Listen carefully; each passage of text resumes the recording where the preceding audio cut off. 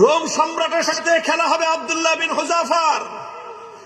একজন হলো সম্রাট, আরেকজন তার একজন বন্দী, তার জিন্দানখানার কয়েদি, আরেকজন সম্রাট। খেলা হচ্ছে ফাইনাল খেলা। রোম সম্রাট বলল, এবার একদম দেখবো চূড়ান্ত যে ইমানের তেজ কোন পর্যন্ত হয়। যতজন বন্দী বিশাল বিশাল ড্যাগের মধ্যে পানি গরম করছে, ফুটন্ত গরম দাউ দাউ লেলিহান শিকার আগুন। সেই আগুনের মধ্যে ড্যাগ বসাইছে, বিশাল বিশাল ড্যাগ, খাজা বাবার ড্যাগের মতো। খাজা বাবার ড্যাগ দেখছেন?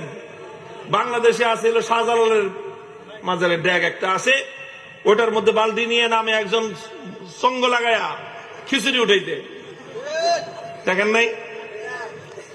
এরকম বিশাল ড্যাগ, একটা মানুষ যেন আপাত মস্তক সেই ড্যাগের মধ্যে ডুবে যেতে পারে, এত বড় বড় ড্যাগ বানাইছে। ড্যাগ বানায় তারপরে লাকড়ি দিয়ে লেলিহান শিকার আগুন জ্বালাইছে।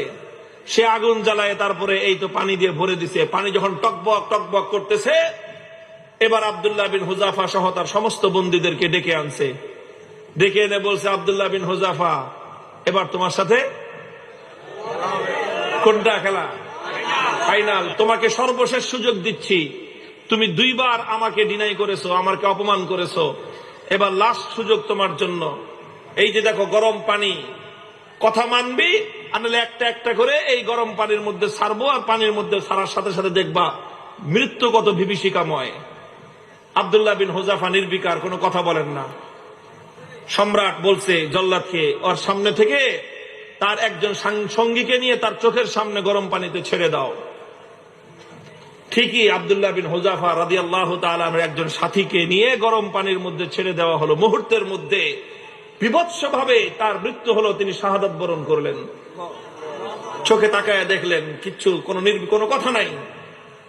এবার বলল যে এবার ওরে ধরে নিয়ে যাও। আব্দুল্লাহ বিন হুযাফা রাদিয়াল্লাহু তাআলা আনহুকে এবার ধরে নিয়ে যাওয়া শুরু করলো। বাদশা খেয়াল করতেছে যে মনোভাবটা কি চেঞ্জ হয় কিনা, একটু অন্তত ভয় পায় কিনা।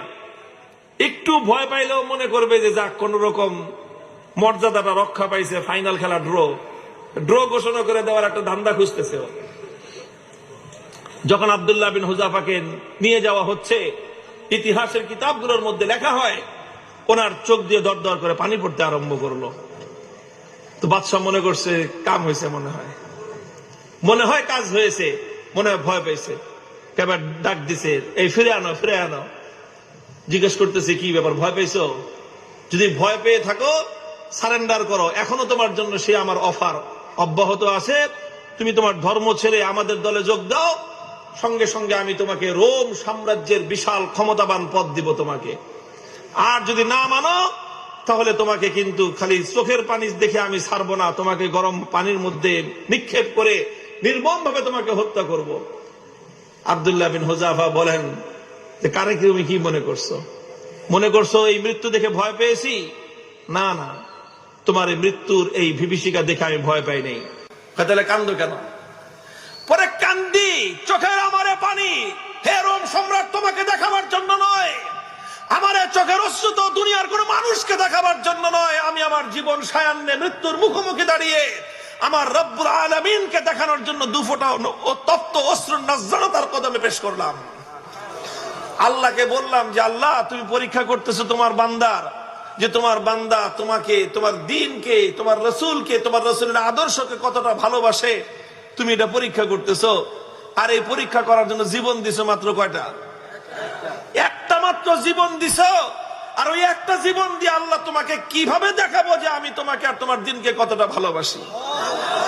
তুমি আমাকে 1000 জীবন দান করতা, একটা একটা করে জীবন তোমার জন্য উৎসর্গ করে তোমার বান্দা আব্দুল্লাহ বিন হুযাফা দুনিয়ার সামনে প্রমাণ করে দিত ইমানদারের কাছে ইমানের দাম কত বেশি।